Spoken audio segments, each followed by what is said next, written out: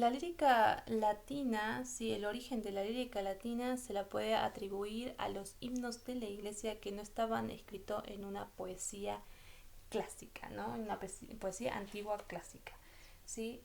Obviamente, a la par del desarrollo de la música sacra, podríamos encontrar también el desarrollo de las canciones profanas. Desgraciadamente, para estas últimas, sí, hay una información muy escasa, bien, sobre su música. Estamos en la Edad Media, específicamente en el siglo XI, cuando empezó a surgir la lírica latina. Pequeño detalle que me olvidé. ¿Por qué no se conservó la música profana? Porque no habían las condiciones favorables, sí, por las cuales alentaran el desarrollo y conservación de estas músicas profanas. Porque tenemos que acordarnos de que en la Edad Media era una época totalmente teocentrista. Todo lo que estaba dedicado al placer, al amor, quizás, no era muy bien tomado por la iglesia.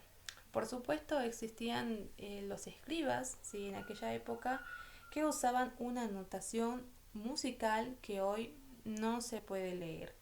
Para hacer un paréntesis, los escribas eran copistas de la antigüedad que estaban dedicados a copiar textos ajenos, pasarlos en limpios, ¿no? En esta época surge el primer poeta medieval en Francia, sí, que se llama Bernatius Fortunatus. Él era de origen italiano, no se sabe las causas de por qué se fue a Francia, sí, a instalarse en la corte francesa, en los cuales pasó toda su vida. Bien, cuando murió, fue considerado el último poeta italiano. Y también muy curiosamente, seguramente, después de su muerte, ¿sí? Recibió el título del primer trovador.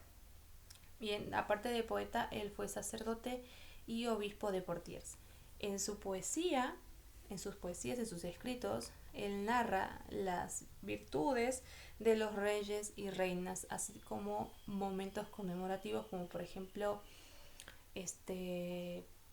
una coronación de algún príncipe, de algún rey también puede ser, o si no algún matrimonio importante entre estos nobles, o si no situaciones específicas o concretas, o por lo menos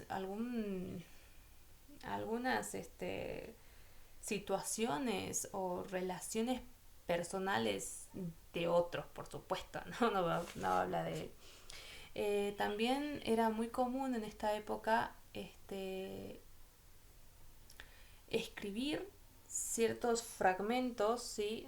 eh, de poesía, grabarlos en las lápidas de algún personaje importante, los famosos epitafios, que después se los llamó los planctus, que significa lamentos, ¿no? Que formaron parte de los funerales conmemorativos. Los lamentos, ¿sí? Estaban escritos en latín o en alguna lengua, en lengua vernácula. Llegaron a ser un elemento muy importante en lo que sería la liturgia, en el drama litúrgico, y aparecen también en el siglo XII y XIII en las poesías vernáculas de los troveros y trovadores, ¿no?